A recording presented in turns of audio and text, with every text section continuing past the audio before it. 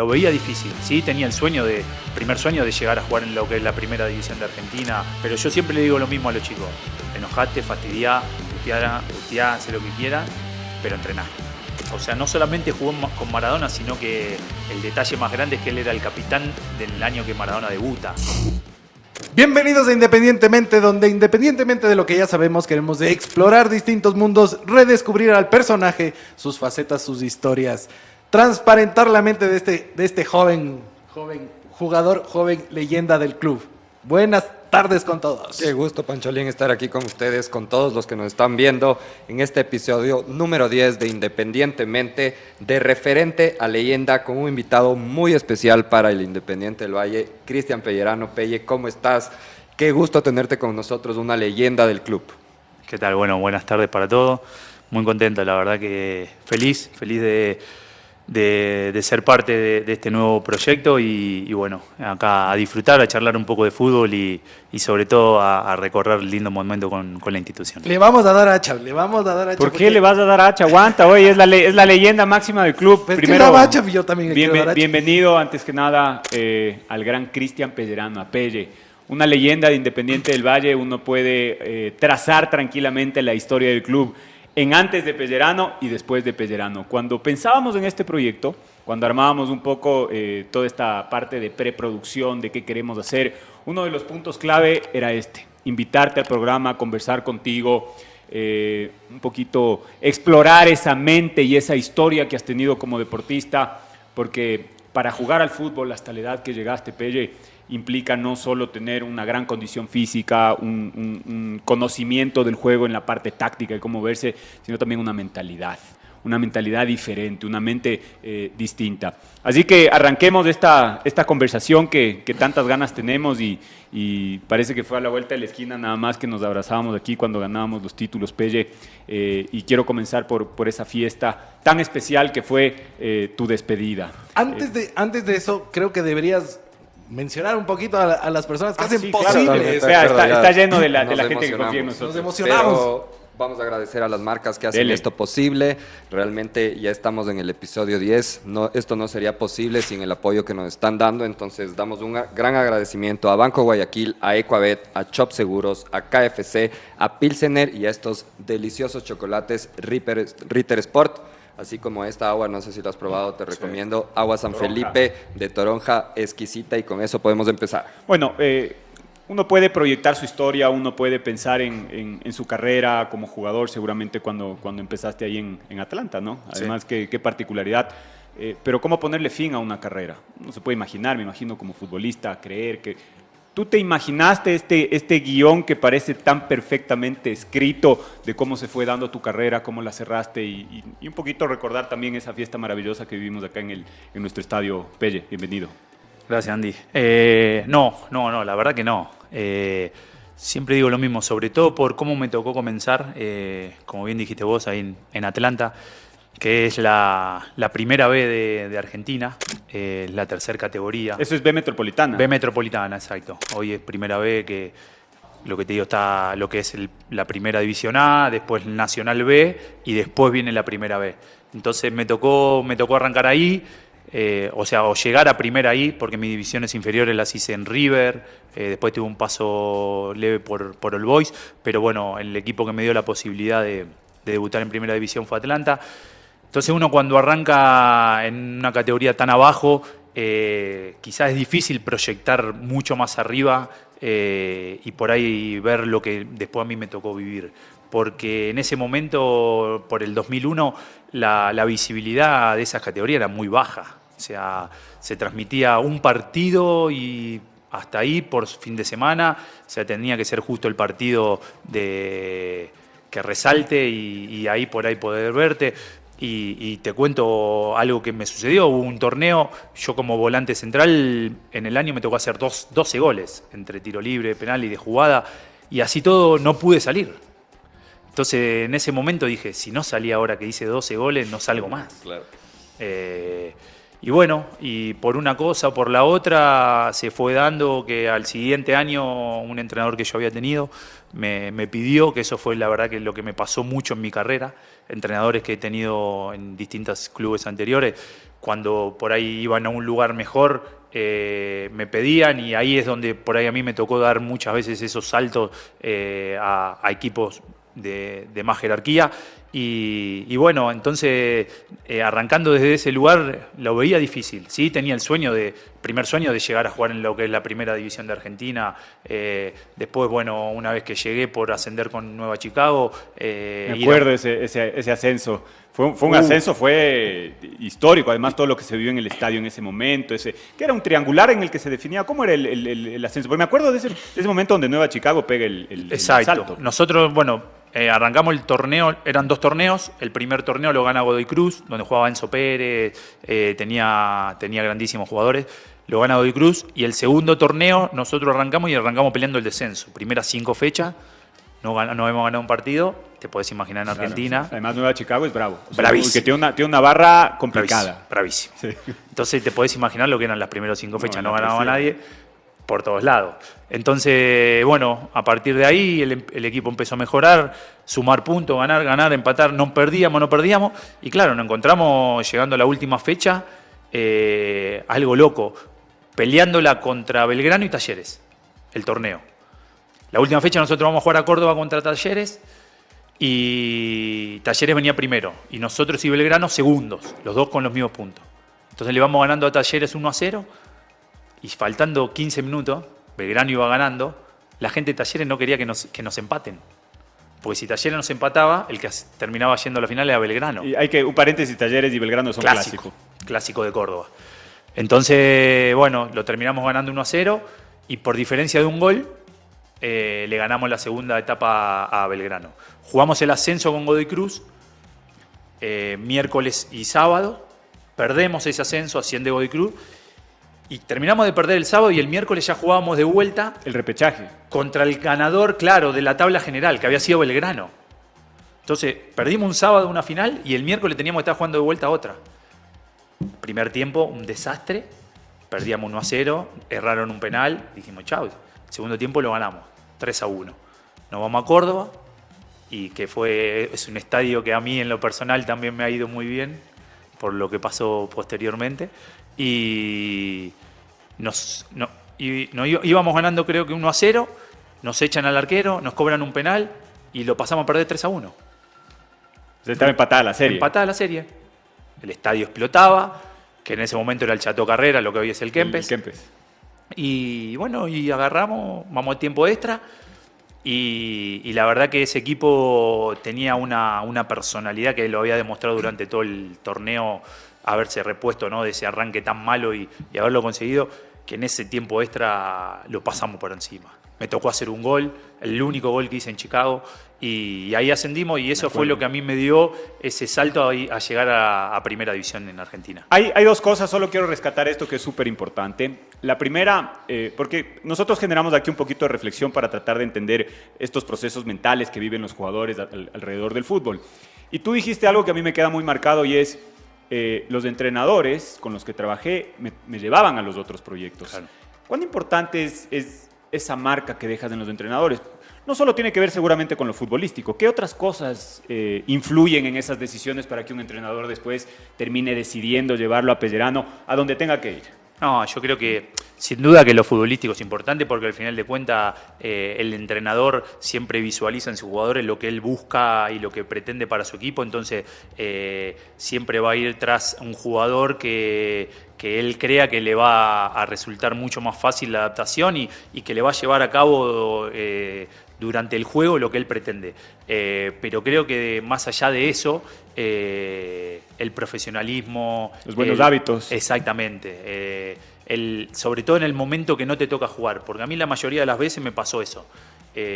Cuando paso de Atlanta, que me voy a Defensores Belgrano, me lleva el Tano Pacini, un técnico de ascenso de mucho tiempo, y yo con él de arranque no jugaba. Después me fui imponiendo y jugué, bueno, hasta que él se fue, entonces me llevó.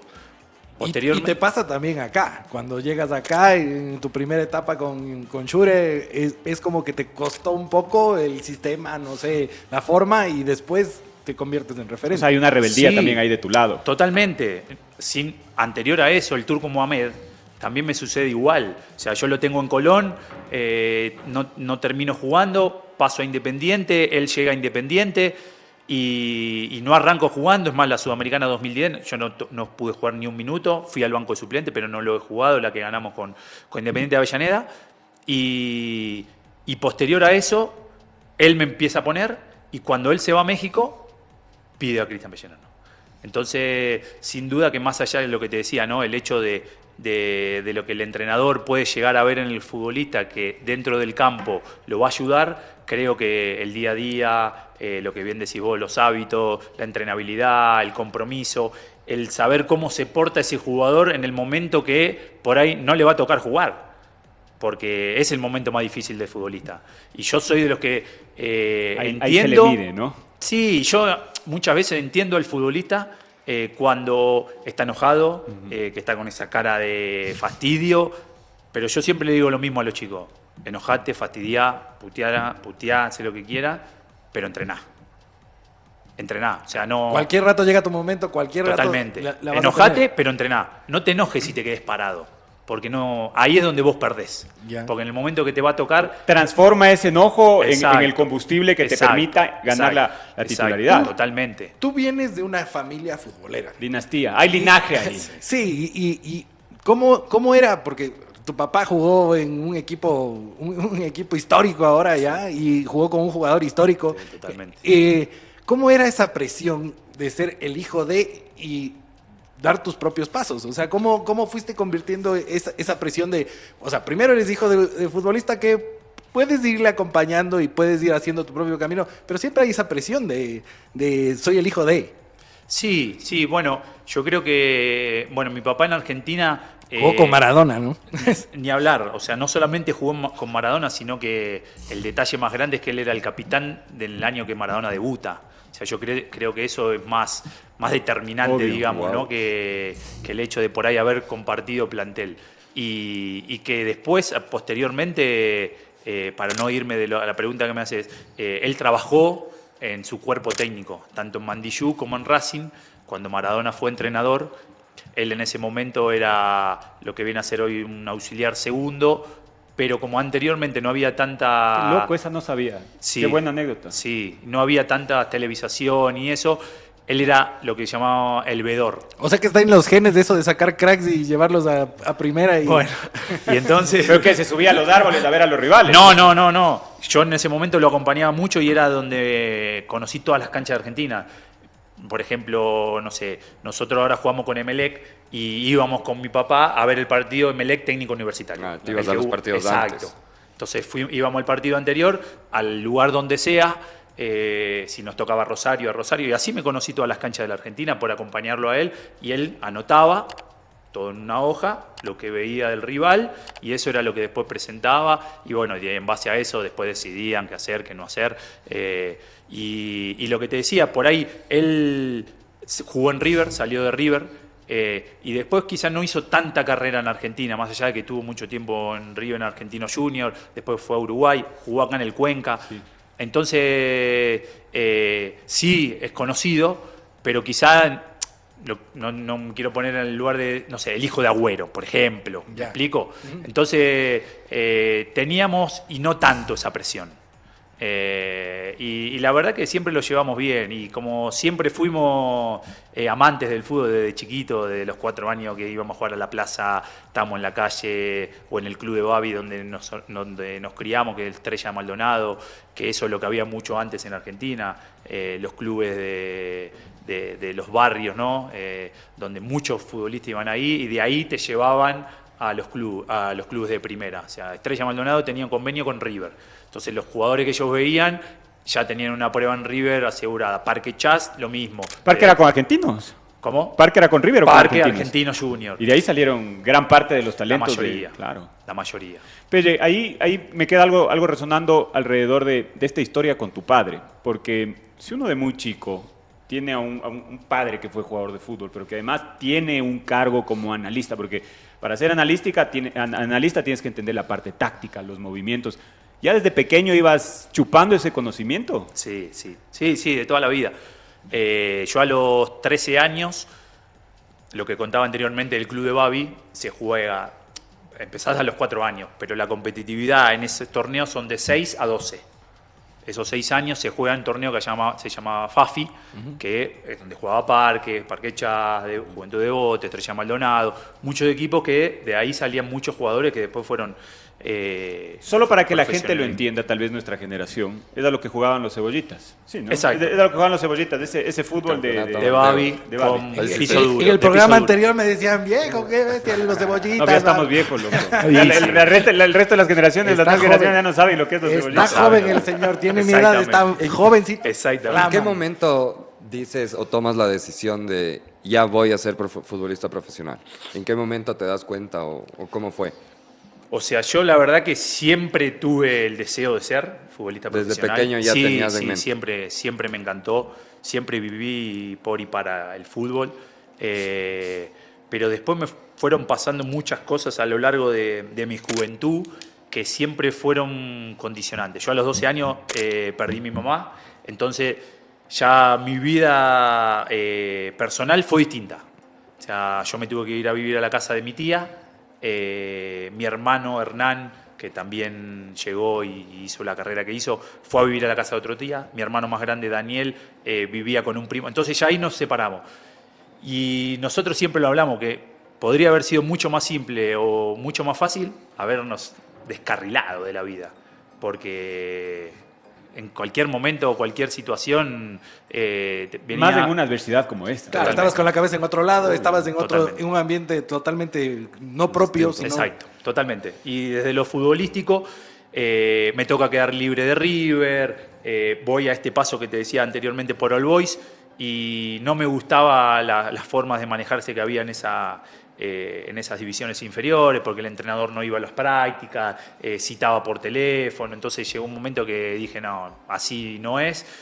Y jugaba a la noche con gente más grande, un torneo en Parque Norte, un lugar de allá de Argentina, cerca del aeropuerto de Capital Federal, que jugaba con mi hermano más grande y todo eso, y ya la verdad estaba a nada de decir, bueno, listo.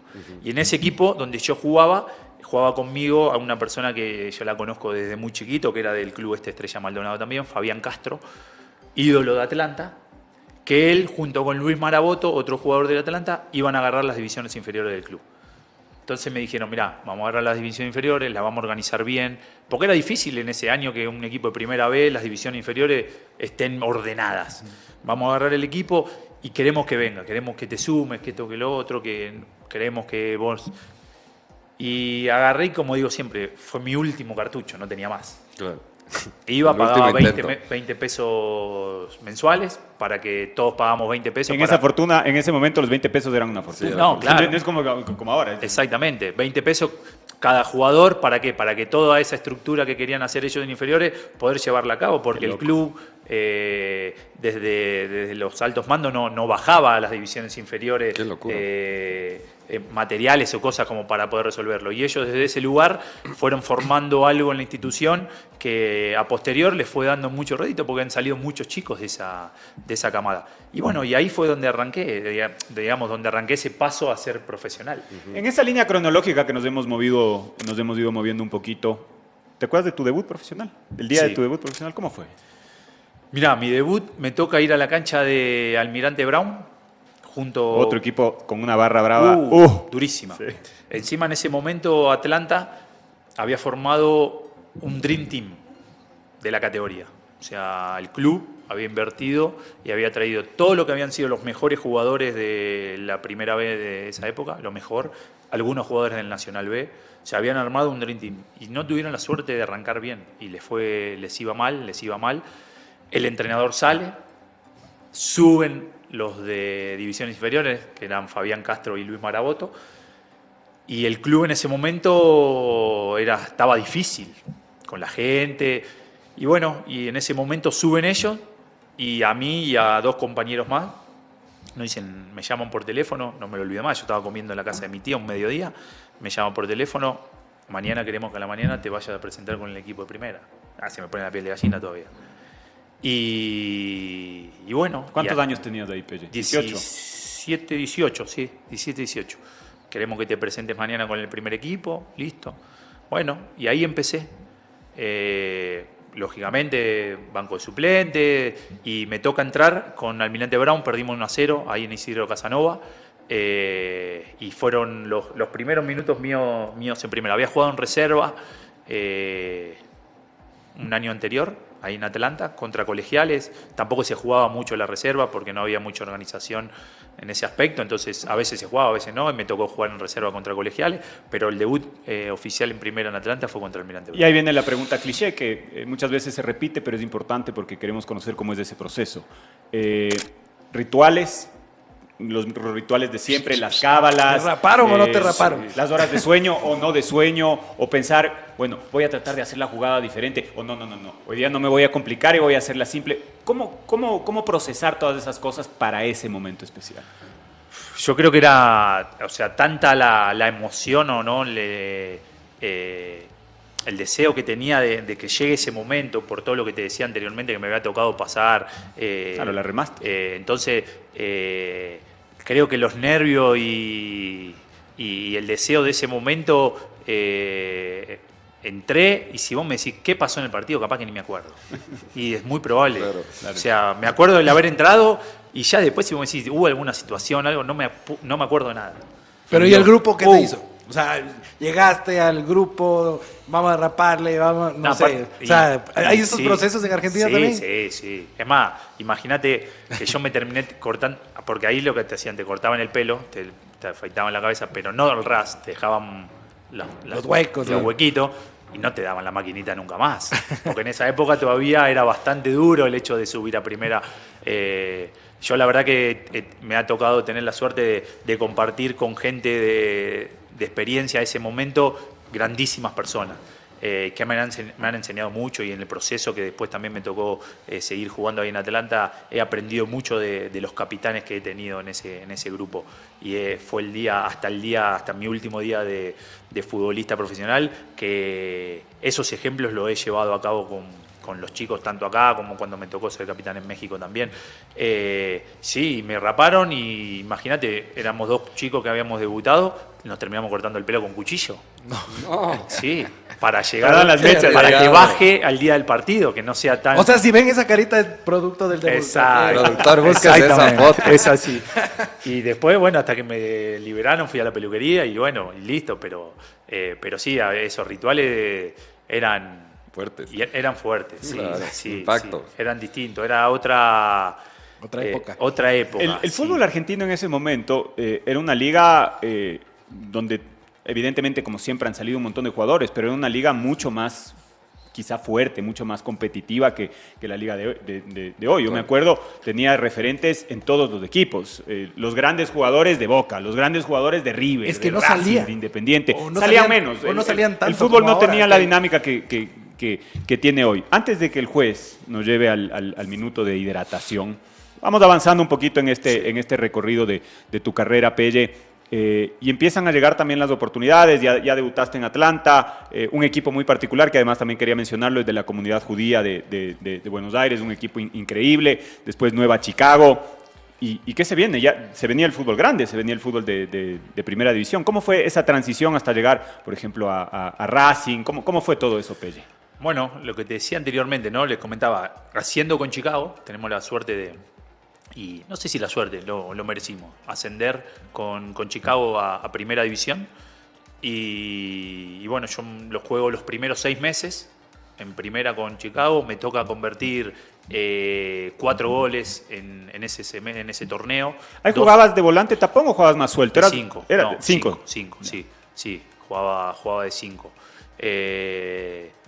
Y me toca convertir, lo que te decía, 4 goles en ese torneo, jugando de volante central, 2 contra San Lorenzo. Uno de los goles para mí de los mejores que me tocó hacer en mi carrera, y 2 contra Argentino Junior. Y me tocó tener un buen semestre. Y bueno, lo mismo que le sucedía por ahí a Atlanta en esa época, eran clubes que desde lo económico venían golpeados. Entonces ahí aparece la posibilidad primero de Independiente, que me quería, estaba Jorge Burruchaga de entrenador, y que sí, que no, que sí, que no. Un día era que lo quiero, otro día que no lo quiero, un día que lo quiero, otro día que no lo quiero. Y de un día para otro, las casualidades de la vida, A mí me llaman del diario de Argentina, del Olé, una entrevista, porque sabían que me quería Independiente. Y bueno, yo sí, me encantaría. Jugadores como el Rolfi Montenegro, Denis, o sea, tenía un gran equipo. Y al otro día firmó con Racing. Ay, esas novelas. No, vamos. Y ¿Qué pasó en el medio? Y andé a explicarla, ¿no? Claro. ¿Entendés? ¿Y qué fue eso? Que el entrenador de ese momento Independiente un día decía que sí, otro día decía que no, un día hay que esperar un poco más, esperemos un poco menos. Y en esa duda apareció Racing Y no te tutearon y la Racing gente me de dijo, Independiente. De ley. el técnico de Racing dijo, lo quiero, el club bajó una propuesta y Chicago no podía andar dudando. Claro, Claro. Es más, yo en ese momento me habían ido a ver de la selección, estaba el Coco Basile de técnico, y me habían ido a ver varias veces y yo me quería quedar en Chicago.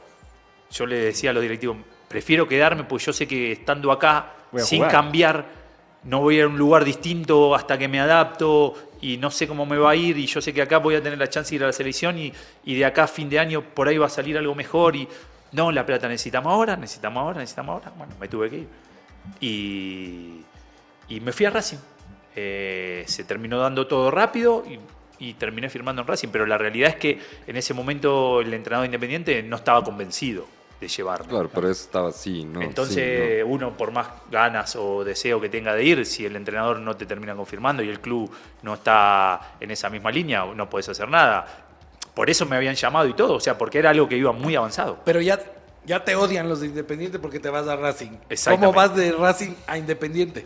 Bueno, ahí pasa eso. Porque ahí te tocó decir, Después de Racing, buenas llegó. en Racing, que la verdad no fue un buen año, no tuve un buen año. ¿Quién era el entrenador de ese Racing? Merlo. Mostaza. Sí, Mostaza Merlo. Él venía a ser campeón en el 2001. Todo De lo que había romper toda generado. esa novela Exacto, con de Racing. los años claro. de Racing. Y la verdad que no nos fue bien. Después tuvo un paso Gustavo Costas también. Bueno, y en ese momento ya final agarra un técnico interino. Y en ese momento sube Jacob, un chico que jugó mucho en la selección. Claudio Jacob. Estaba el Pipi Romagnoli, un jugador que jugó mucho en Argentina, en México, y estaba el polaco Bastía. Entonces, el técnico este interino sube a Jacob y estaba el polaco Romagnoli y Jacob ya por delante mío. Entonces, en ese momento me llama Gustavo Alfaro, estaba en Arsenal. Jugaba la Copa Libertadores, había ganado la Copa Sudamericana, 2007 creo. El 2006, cazador 2007. de utopías. Exacto. Y que me quería en Arsenal. Y yo la verdad que siempre a lo largo de mi carrera prioricé jugar. Yo siempre digo que el futbolista en el único lugar donde se puede defender es ahí adentro. Ni de afuera hablando, ni diciéndole a los amigos lo que sean que es el mejor, o adentro de la cancha. Y como yo sabía que en Racing iba a estar difícil esa posibilidad, por más que bajaba, ¿no? de jerarquía de un equipo grande a Arsenal, que en ese momento estaba recién haciendo sus primeros pasos y habiendo conseguido un título internacional como la Sudamericana, me fui a Arsenal, jugué Copa Libertadores, Ganaste Soruga. el Liga campeón. Claro, ahí jugaron en el 2008 con Nos Liga. tocó la fase de grupo Liga y Fluminense, la final de esa Copa Claro. Libertadores. Ahí yo tengo una pregunta relacionada a lo que dijiste porque me parece una gran reflexión esta decisión tuya de yo priorizaba jugar, yo priorizaba lo deportivo para ese momento de tu carrera, que era un momento donde necesitabas de esa plataforma, ese mostrarte, el desarrollarte como jugador. Pero ¿cómo era el tema de la plata?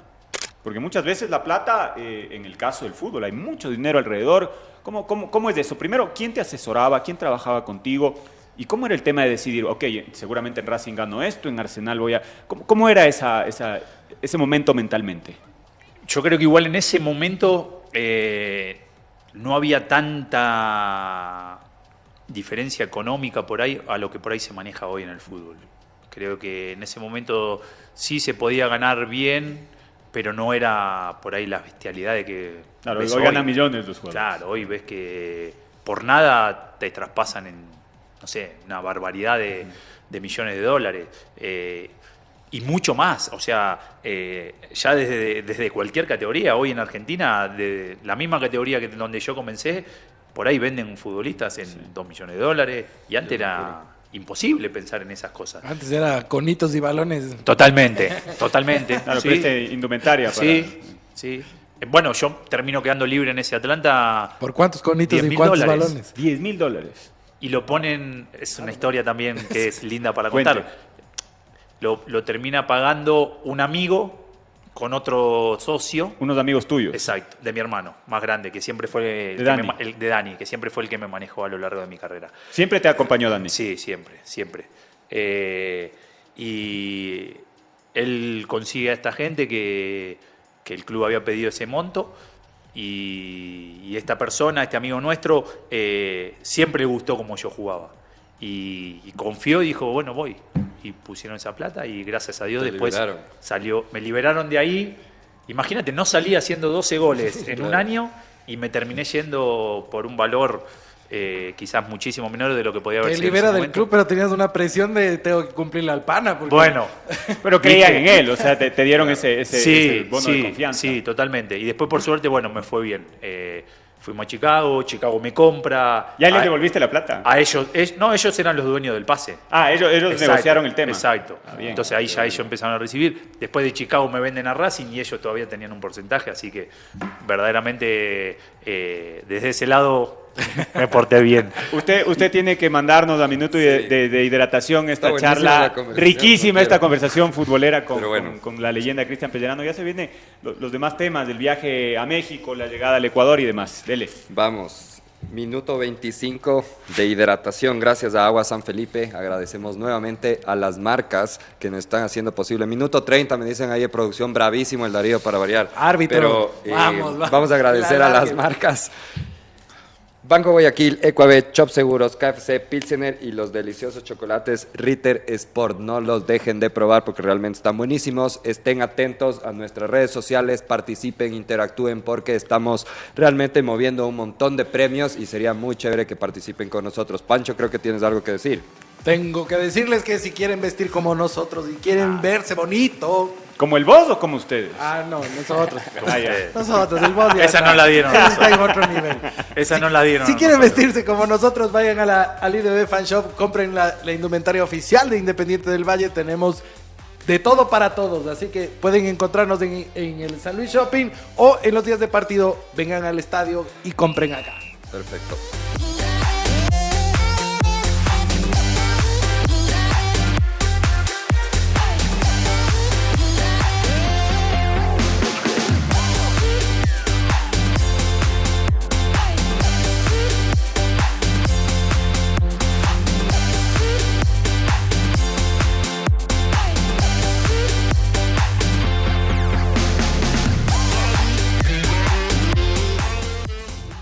Encantado de estar de regreso aquí con todos ustedes y volvemos contigo, Pelle. Y antes mencionaste algo que se me grabó, el hecho de haber sido capitán en varios equipos. Creo que esa es una figura muy relevante dentro del ecosistema del equipo, sobre todo con los chicos jóvenes, con los chicos que empiezan a entrar en la dinámica del fútbol profesional. Me encantaría que me cuentes, así como tú fuiste referente en su momento, ¿y quiénes fueron tus referentes? ¿Quiénes fueron esos capitanes que marcaron un impacto a ti, que jugaron un rol de mentor contigo en tu carrera y de los cuales me imagino aprendiste mucho? ¿Quiénes fueron esas figuras? Bueno, un poco lo que hablaba al principio, ¿no? Cuando le decía de los jugadores que me tocó estar cuando yo debuté en Atlanta. En ese momento, Eduardo González, un volante central que jugaba conmigo en el medio de la cancha, que era el capitán del equipo, Leonardo de Lara, Pipa Casano, el Huevo Rondina, ¿quién más? Bueno, el Tano Cirrincione, un arquero, o sea, gente que a mí, la verdad, me ayudaron muchísimo. Y por ahí, por darte un ejemplo, que yo lo he hecho mucho acá con Alan Franco, con Seba Méndez, con Landázuri cuando el Bambán apenas subía. Moisés. No, con Moy no tanto, pero sí con Alan, con Seba, con Bambán. Angulo.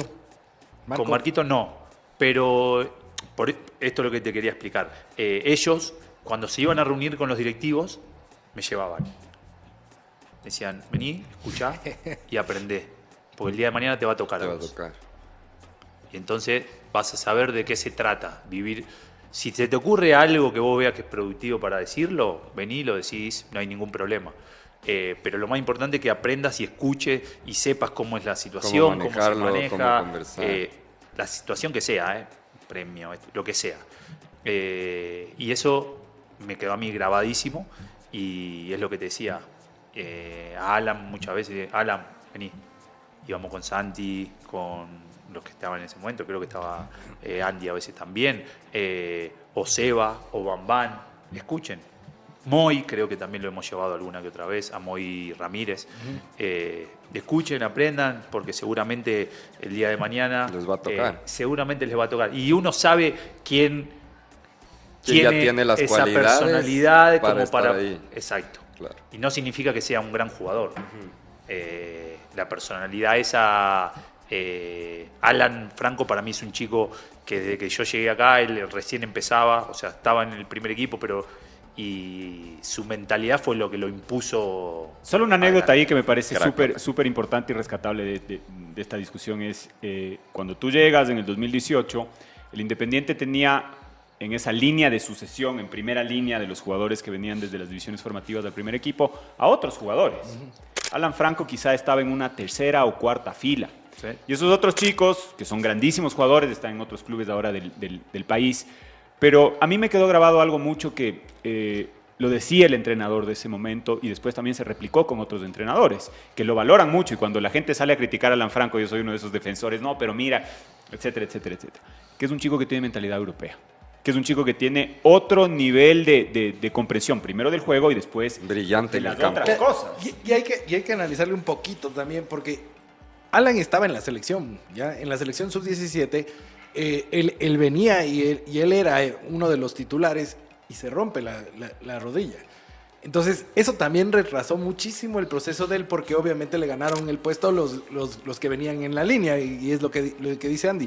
Pero se impuso, después estuvo contigo, después ya vino la etapa del 2019 que fue brutal, y se van dando estas cuestiones, y termina siendo el maestro Splinter con las tortugas, ¿no? O sea, vamos ahí, te fuiste llevando tenías a Sebas, tenías a Franco. Sí, tuve la suerte de, o sea, creo que, de compartir. Creo que todos los 5 de Ecuador dicen, Pellerano está ahí. O sea, tiene una estampita del tío Pelle. Sí, he tenido la suerte de coincidir, como bien decís vos, con jugadores que, primero, otra de las razones por las cuales yo también he podido estirar mucho mi carrera, la gente que me rodeé y la idea de juego, sin duda que fue la frutilla como para poder seguir jugando, porque si el club en ese momento jugase a otra, o tendría otra forma de jugar, mucho más de ida y vuelta, o creo que se me hubiese complicado mucho más. Entonces,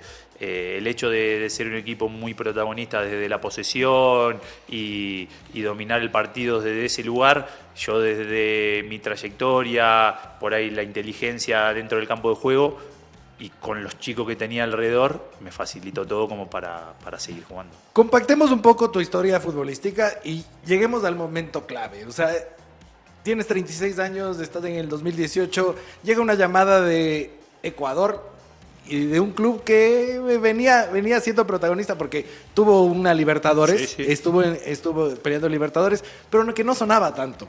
O sea, no creo que estaba en la posición que está actualmente. Y te dicen, te quiere Independiente del Valle. ¿Qué pasa por tu mente? ¿Qué punto estás de tu carrera? ¿Cómo la ves?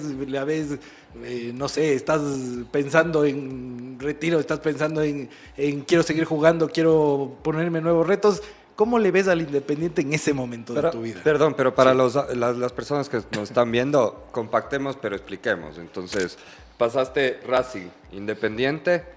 ¿Cuáles fueron los siguientes clubes para el momento en que te llega la llamada Independiente? Habías ganado el título en México por primera vez con Xolos. Sí. Yo, hago Racing, llego a Primera División en Racing, paso a Arsenal, que me toca ganar la Suruga Bank cuando jugaba el campeón de la Sudamericana con el de Asia, el de Corea, de Japón. De Arsenal me voy a Colón de Santa Fe, ¿Ya? de Colón a Independiente de Avellaneda, y de ahí Mohamed me lleva a Cholos de Tijuana. ¿No era el América antes? No, a Cholos. Al 2012 me voy a Cholos de Tijuana, que es cuando yo salgo del país con 30 años. Ganaste con Otra de Fidel las cosas que Martínez. siempre le digo a los chicos, exacto, con Fidel. ¿Y cómo fue salir a los 30 años? Y algo que por ahí en ese momento no lo esperaba. Claro, Claro, no. ya hice mi carrera acá. o sea, Y ya había llegado a primera, tenía una propuesta de otro equipo de primera de Argentina, símil desde lo económico. Y Dani, mi hermano, me dice, vámonos a México, abrimos un nuevo mercado, te va a ir bien, el turco te pide. Pagan en dólares. No, lo que te digo que Era igual. era lo mismo, o sea, no había diferencia que vos decís, no, sí, andate por... desde lo económico la diferencia no estaba. Es más, iba como un reto porque si yo a los 6 meses no tenía un buen desempeño, el club me podía liberar y no podía reclamar nada. O sea, fue más un desafío. Ok. Y bueno, agarré Ibas a mi un club señora recién embarazada. ascendido. ¿Cómo? Vas a un club recién ascendido. No, recién ascendido que tenía 6 años de historia nomás. Ajá. O sea, recién Pero marcó arrancaba. una época ese equipo, en ese Totalmente, momento. sí, totalmente.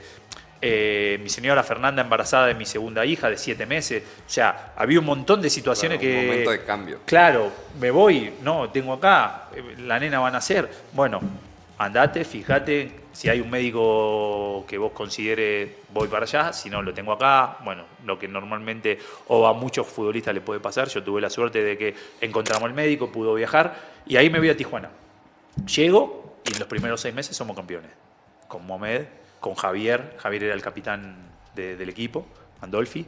Estaba Fidel Martínez, bueno, Dudier Riasco, muchos chicos mexicanos de 30 y pico de años que habían sido jugadores de selección. Somos campeones. Al año siguiente jugamos la Copa Libertadores 2013. Quedamos fuera con el Atlético Mineiro, que después campeón de Ronaldinho, que termina ganando por penales. Y a nosotros nos termina dejando afuera por la ventaja de gol de visitante.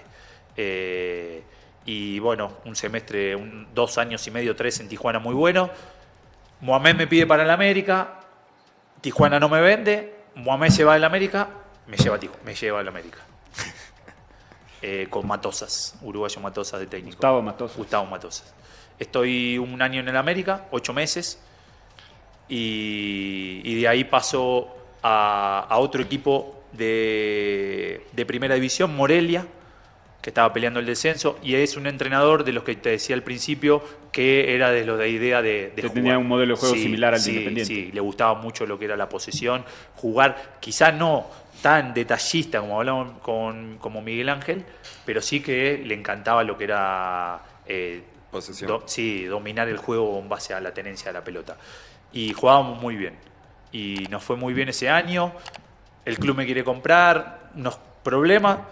México en ese momento tiene un régimen de transferencia increíble, dificilísimo, que era un día para lo que es primera división y un día para el ascenso. El famoso draft. el Como draft. draft. Ajá. Mercado de piernas. Exacto. En esta oficina están todos los clubes Y ahí van y decidiendo. ahí deciden, vos quiero a este, Claro. quién está transferible a aquel, bueno, traelo. Jugadores que no tenían clubes afuera esperando, por favor, lléveme. O sea, una locura lo que era en ese Suena momento. tenaz. Y el club me iba a comprar y a las 7 de la tarde de ese draft, el draft terminaba a 8:30, le avisan a mi hermano que no me podían comprar. El América yo seguía teniendo contrato, pero no me iba a tener en cuenta y se me cerró el libro de primera división. No, o sea, no pude jugar, no podía arreglar en otro equipo en primera. Me iba al América a no ser tenido en cuenta y ya me habían dicho a correr aparte, o me buscaba un equipo de ascenso. Apareció un equipo de ascenso y otra vez lo mismo. Prioricé ir a jugar. Voy, juego, estoy 6 meses y vuelvo a un equipo de primera, a Veracruz, que es ahí, en el 2018, donde Veracruz también venía con problemas económicos. Me dicen que no me iban a poder seguir manteniendo el contrato por distintas razones. Me llama, en México no podía jugar porque ya se había cerrado el draft hacía mucho tiempo. Me llama Gaby Schurrer, por intermedio también de su representante, y me habla de la propuesta de Independiente del Valle, era cambiar de país. Yo lo que sabía del club es lo que bien decías vos, Pancholín, el tema del 2016, la Copa Libertadores, que le gana River, le gana Boca, o sea, había sido un impacto, no es que, y más para alguien, un argentino. Y cuando me habla de la institución, de lo que buscaban y todo, y vamos, agarré la familia, es lo que tenemos ahora y creo que es algo bueno, vamos. A Y seguir jugando. se repite un poco la historia que ya te había pasado de llegar, bueno, cambiar de país, un entrenador que por ahí te pidió, pero No lo estabas... había tenido. Exacto, o sea, esta situación, adaptarse a un nuevo país, un club totalmente diferente. ¿Cómo fue esa transición con Gaby? Bueno, llego... Además del equipo jugaba otra cosa en ese momento. Sí, tenía otra idea de juego. Exacto. Me toca llegar, no me olvido más, estaba Michel. El equipo ese día estaba haciendo, me parece, no sé si un amistoso o jugaban entre el equipo de primera, pero creo que era un amistoso. Y me toca llegar, me siento ahí en las gradas de La la tribuna de la cancha 1. De la cancha 1. Viene Michel, me lleva a recorrer lo que en ese momento era el predio, mucho más chico de lo que la monstruosidad que es ahora. Y la verdad que me sorprendió para bien, digamos, no me esperaba, más allá de que no era algo monstruoso como lo de ahora, pero sí veía orden, algo ordenado y con una idea clara y bueno, todo lo que me fue practicando del tema de lo que buscaba, de lo que quería y bueno, después desde lo futbolístico, lógicamente, no era lo que después terminó o va llevando Independiente a cabo, pero en un comienzo arrancamos entre bien y mal, ganábamos, perdíamos, era un torneo mucho más largo, o sea, se jugaba 4 veces contra el mismo equipo. Así es.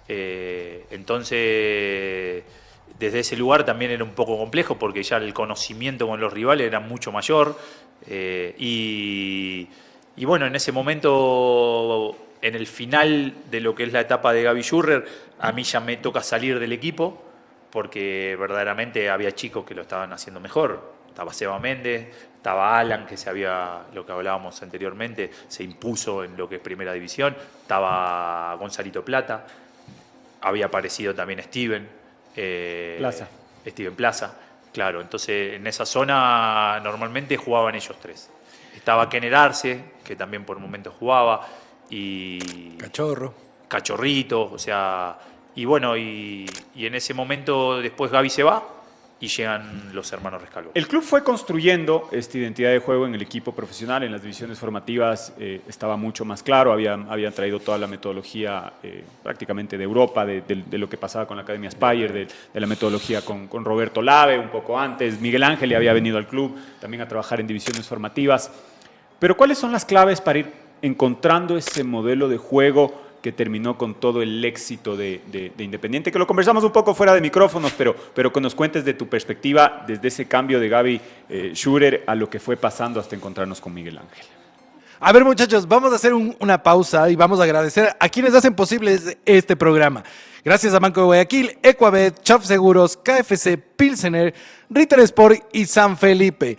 Creo que ha llegado el momento de cortar el programa porque se nos está haciendo muy extenso y queremos seguir viviendo las historias de Pella. Así que véanos la próxima semana en el programa Independientemente de Referente a Leyenda.